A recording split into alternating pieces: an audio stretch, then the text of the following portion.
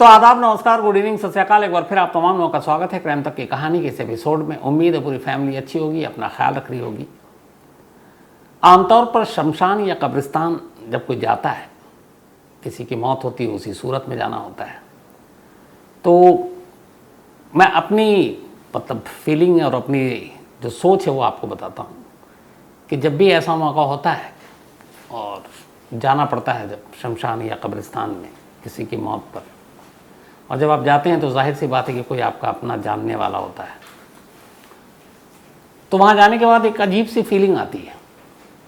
आप जब वहाँ दाखिल होते हैं तो फिर कई चीज़ें मन में एक साथ दौड़ती हैं।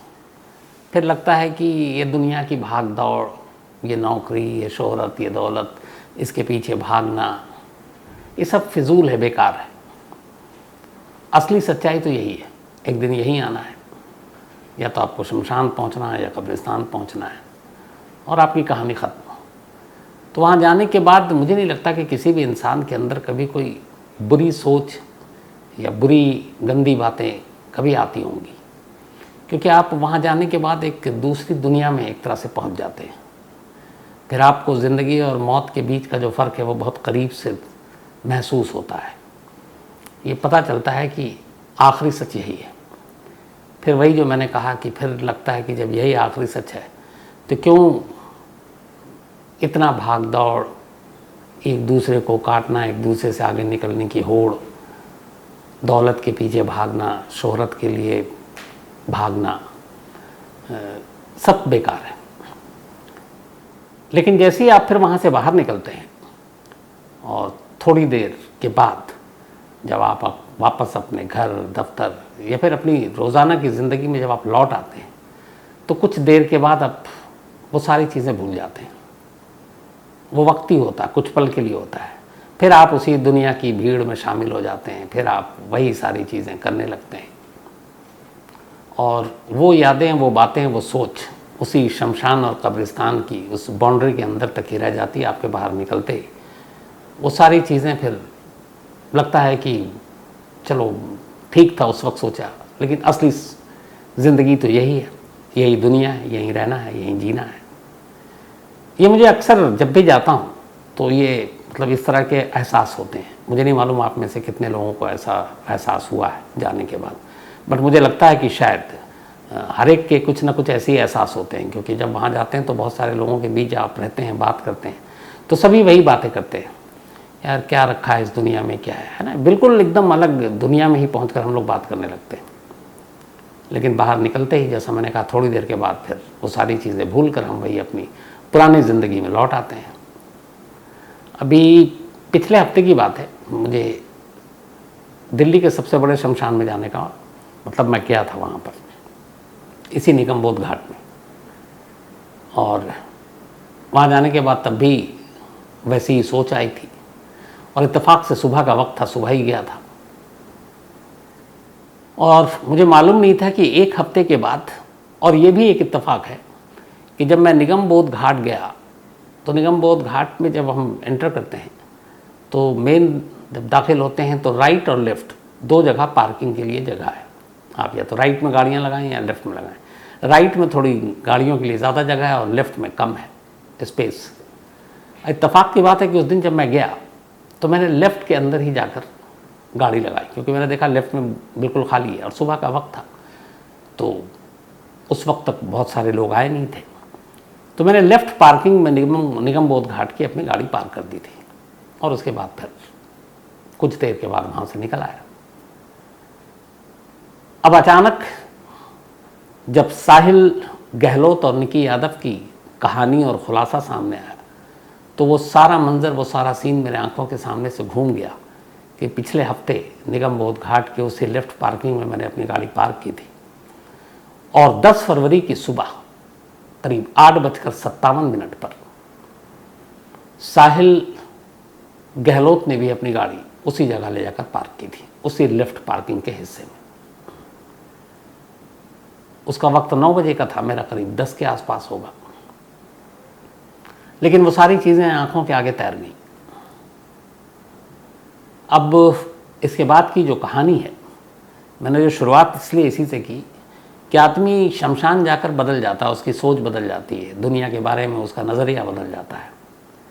लेकिन कोई शख्स शमशान में जाकर कैसे किसी की जान लेने की सोच सकता है? ऐसी जगह जहाँ पे पता है कि उसका आखिरी पड़ाव यही होगा, उसे भी यहीं आना है, और फिर इस तरह से किसी की जान लेना, क्योंकि उसे मालूम है कि ये गलत है।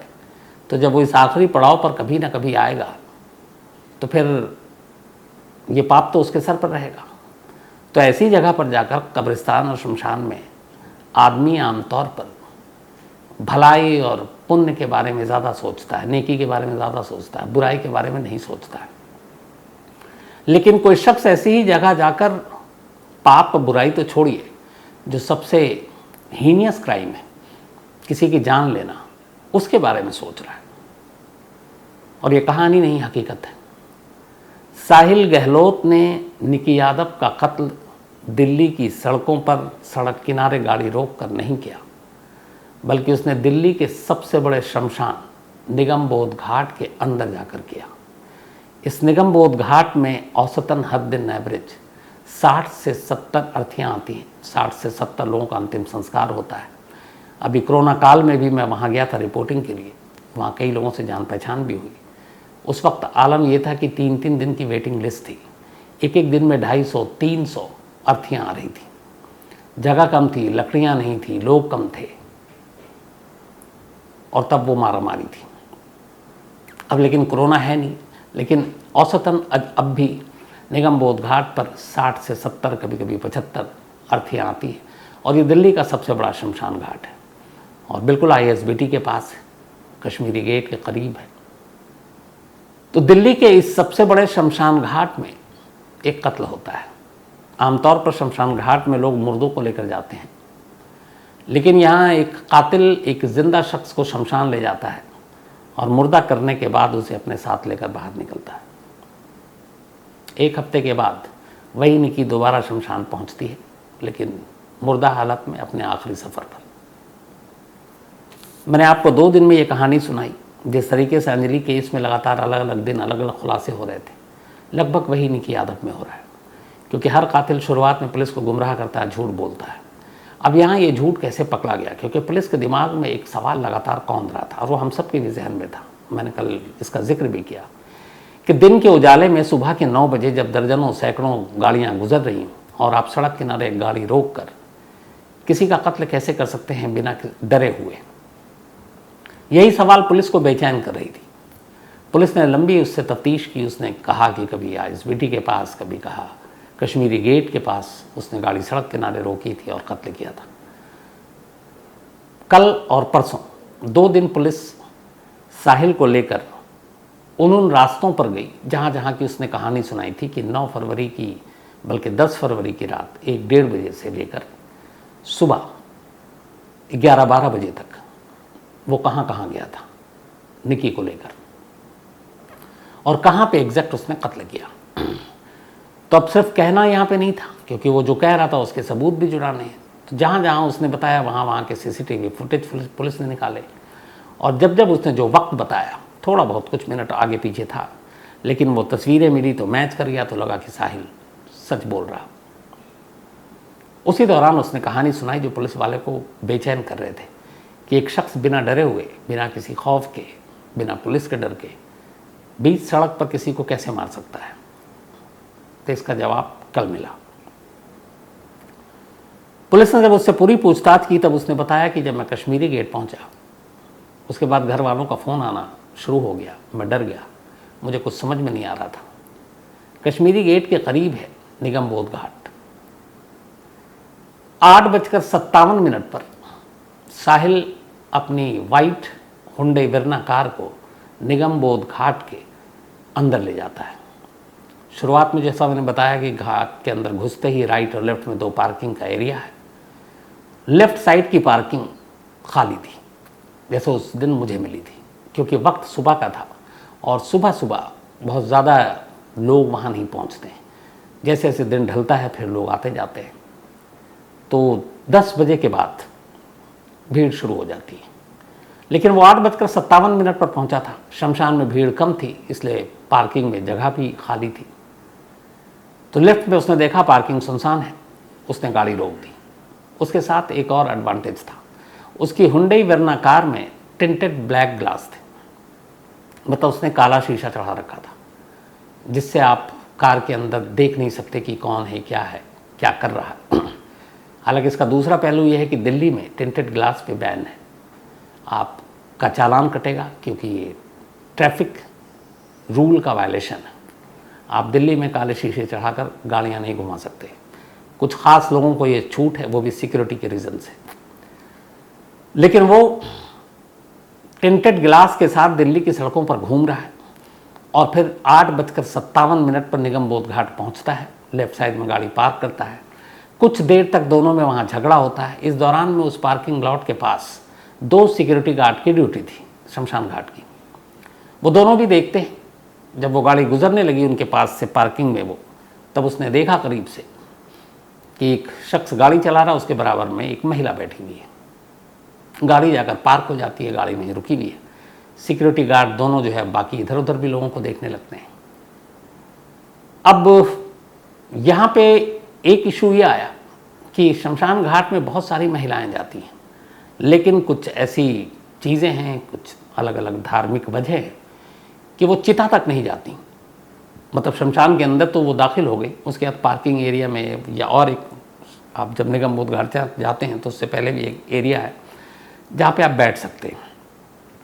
तो बहुत सारी ऐसी महिलाएं हैं जो अंतिम संस्कार में हिस्सा नहीं लेती हैं, लेकिन वहाँ तक जाती हैं। तो वो महिलाएं इंतज़ार करती हैं पार्किंग में अपनी अपनी बैठकर गाड़ियों में, ताकि उनके रिश्तेदार जो हैं वो अंदर बाकी रस्में पूरी करके आएँ और फिर वो चली जाएँ। तो ये वहाँ के सिक्योरिटी गार्ड के लिए अनहोनी बात नहीं थी कि एक गाड़ी पार्क होती है और उसमें कोई महिला गाड़ी के अंदर ही बैठी हुई है, क्योंकि ये रूटीन का काम है, रोज़ का काम है। ऐसी दर्जनों महिलाएं आती हैं शमशान के अंदर और गाड़ियों में ही बैठी रहती हैं। तो सिक्योरिटी गार्ड ने इस वजह से भी उन चीज़ों को नज़रअंदाज कर दिया। अब वो दोनों गाड़ी में थे, गाड़ी के अंदर ही फिर झगड़ा हुआ और इसी झगड़े के दौरान साहिल ने गला घोट दिया। इन सारी चीज़ों में कुल मिलाकर 33 मिनट लगे, 33 मिनट्स। जो सीसीटीवी कैमरा है उसने कैच किया इस हुंडई वर्ना कार को 8:57 AM, ये निगम बोध घाट के अंदर दाखिल होने का वक्त था जिसमें ये कैमरे में गाड़ी कैद हुआ। और फिर दूसरा आता है 9:30, 9:30 बजे सुबह के, जब ये गाड़ी निगम बोध घाट से बाहर निकल रही है। चूँकि टिंटेड ग्लास है, अंदर का मंजर दिखाई नहीं दे रहा है। तो 8:57 पर एंट्री और 9:30 पर एग्जिट, ये दोनों चीज़ें दिखाई दी। अब इस शमशान घाट के अंदर कुल 44 सीसीटीवी कैमरे अलग अलग जगहों पर लगे हुए हैं। 44 कैमरे, क्योंकि शमशान घाट बहुत बड़ा है। पुलिस ने अब जब ये पता चला, जब बताया साहिल ने कि मैंने शमशान के अंदर ले जाकर कत्ल किया, तो पुलिस की एक टीम पहुंची शमशान। वहाँ जाकर उन्होंने सिक्योरिटी गार्ड से पूछताछ की। एक ने बताया कि हाँ, यहाँ वो गाड़ी आई थी सफ़ेद। हालांकि शमशान घाट में कोई पार्किंग के पैसे नहीं लगते हैं, तो कोई ये भी नहीं है कि गाड़ी का आप नंबर नोट करें, आप रसीद पर्ची दें, क्योंकि फ्री है।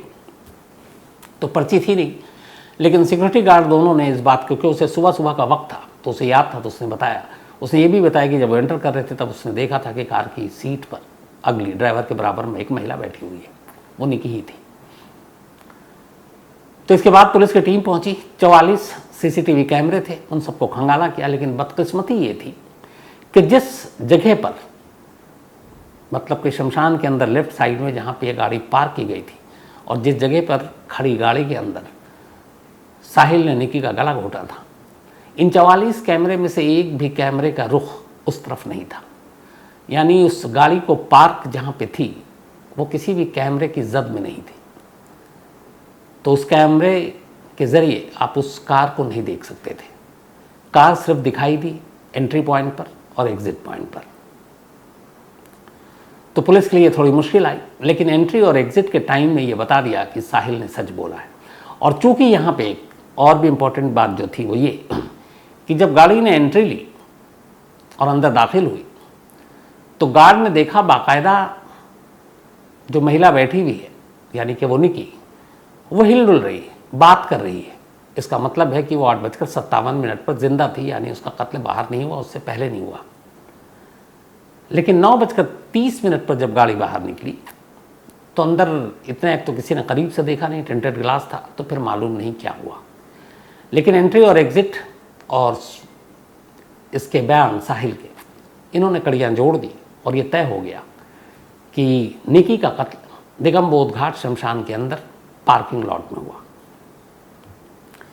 पार्किंग से निकलने के बाद 9:30 पर यह निकला था और वहाँ से ठीक जो उसका ढाबा है नजफगढ़ में, खाओ पियो ढाबा उसका नाम है, 44 एग्जैक्ट निगम बोध घाट से 44 किलोमीटर की दूरी पर है वो। सुबह का वक्त था, ट्रैफिक दिल्ली में ऑफिस का वक्त होता है, सबसे ज़्यादा ट्रैफिक उसी वक्त होता है। तो 9:30 बजे ये गाड़ी निकली निगम बोध घाट से और करीब 11:45 बजे ये उस ढाबे पर पहुंचती है। 44 किलोमीटर का फासला मतलब लगभग 2.25 घंटे में पूरा करती है। अब यहाँ पे एक सवाल ये है कि 44 किलोमीटर तक निगम बोध घाट से ये गाड़ी चली, ड्राइवर के बराबर वाली सीट पर निकी बैठी हुई है, सीट बेल्ट बांध दी गई है, और लेकिन वो एक लाश है। गाड़ी में टिंटेड ग्लास लगा हुआ है, ब्लैक शीशा है, दिल्ली में ब्लैक शीशे पे चालान है। अब 44 किलोमीटर तक किसी भी नाके पर, किसी भी मोड़ पर, किसी भी लाल बत्ती पर, किसी भी बैरिकेड्स पर एक भी पुलिस वाले ने इस गाड़ी को नहीं रोका, जबकि ये गाड़ी दूर से ही साफ दिख रही है कि इस गाड़ी के शीशे ब्लैक हैं। तो ये वैसी गलती की दिल्ली पुलिस ने जो ठीक 2 महीने पहले अंजलि केस में की थी, जब 14 किलोमीटर तक एक स्कूटी को एक कार ने अपने पहियों तले उस अंजलि को घसीटते रहे और 14 किलोमीटर के इस पूरे दायरे में एक भी पुलिस वाले को वो कार या कार में फंसी अंजलि दिखाई नहीं दी। वहाँ रात का वक्त था, यहाँ दिन का वक्त था। दिन के वक्त आराम से गाड़ी में टिंटेड ग्लास दिखाई दे जाता है और टिंटेड ग्लास पे फाइन है। इस पर जब बात की हम लोगों ने ट्रैफिक पुलिस से कि ऐसा कैसे पॉसिबल है कि एक शख्स 44 किलोमीटर तक गाड़ी तमाम ट्रैफिक नियम की धज्जियाँ उड़ाकर चला रहा है और साफ दिखाई दे रहा है खुली आंखों से कि टिंटेड ग्लास है, फिर भी गाड़ी को नहीं रोकी। अगर कहीं किसी मोड़ पर यह गाड़ी रोक ली जाती तो 10 फरवरी की सुबह ही निकी के कत्ल का राज खुल जाता। उसके लिए फिर अगले 4 दिन और इंतज़ार नहीं करना पड़ता।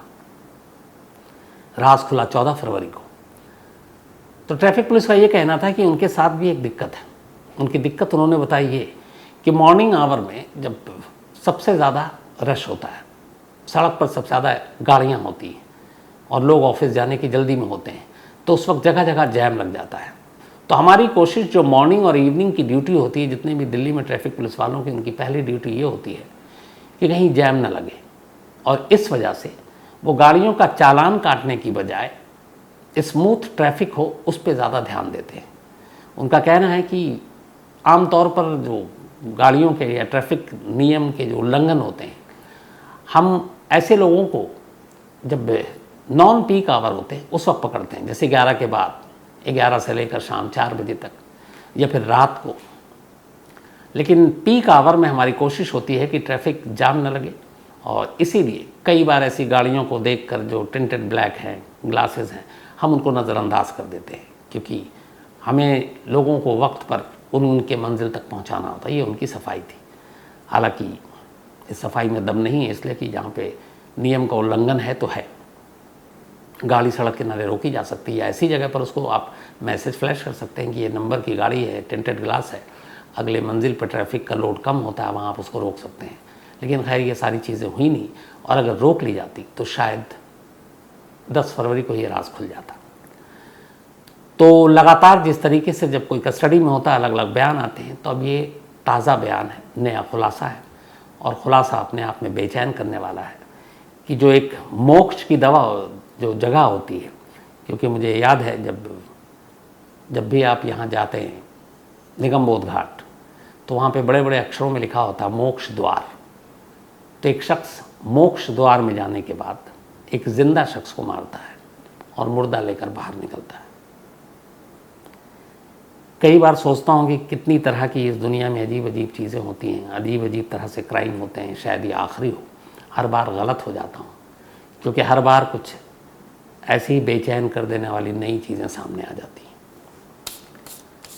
लेकिन अब सीसीटीवी कैमरे की गवाही और सिक्योरिटी गार्ड के बयान, इन सब से एक चीज़ क्लियर हो गया अब, जिसमें कोई दो राय नहीं है, कि निकी को शमशान के अंदर मारा गया था।